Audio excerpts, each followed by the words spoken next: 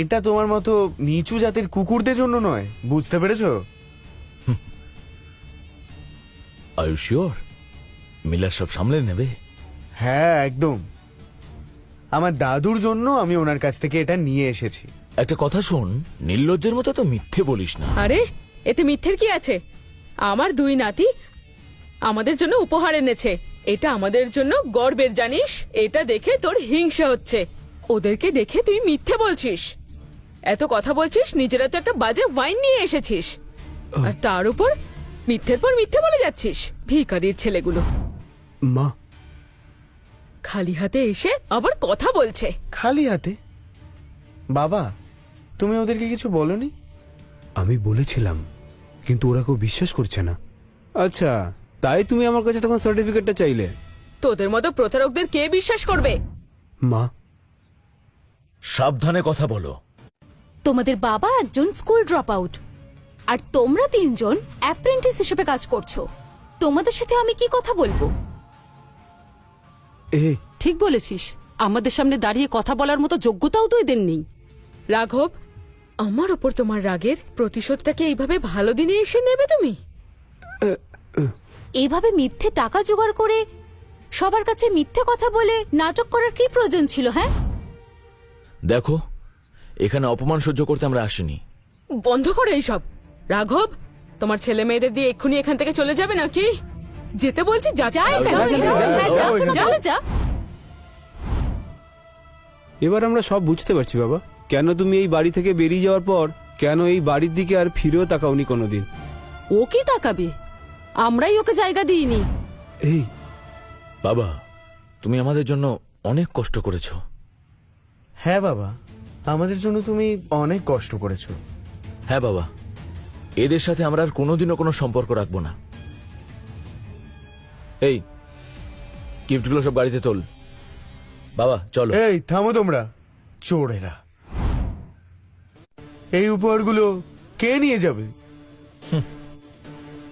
চুপচাপ এখানে রেখে চলে যাও।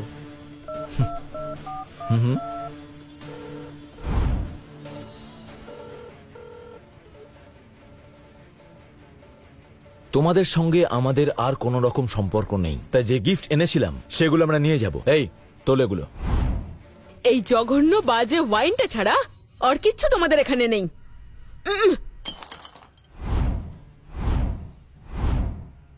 মা, স্নেহা, এত দামি একটা জিনিস তুমি এইভাবে ভেঙে ফেললে। দিদা, তুমি চিন্তা করো না, বিজনেসটা শুধু স্টার্ট হতে দাও, আমি তোমাকে আসল একটা কিনে দেবো। দেখলে তোমরা আমার নাতির উদারতা? হ্যাঁ দিদা, আমরা তো একই পরিবারের সদস্য, ওদের মতো অকৃতজ্ঞ তো নই।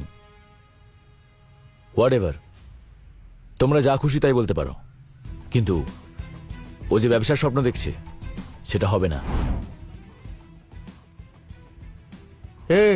বাজে কথা বলিস না, আমি আর মিলার খুব ভালো বন্ধু। তুমি যদি উল্টো হয়েও দাঁড়াও, এই ব্যবসা হবেই। কি হলো, আবার ভয় দেখাচ্ছিস নাকি?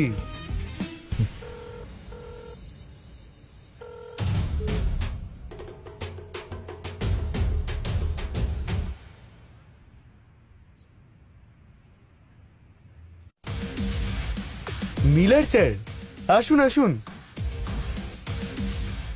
আপনার আশাতে আমরা খুব খুশি।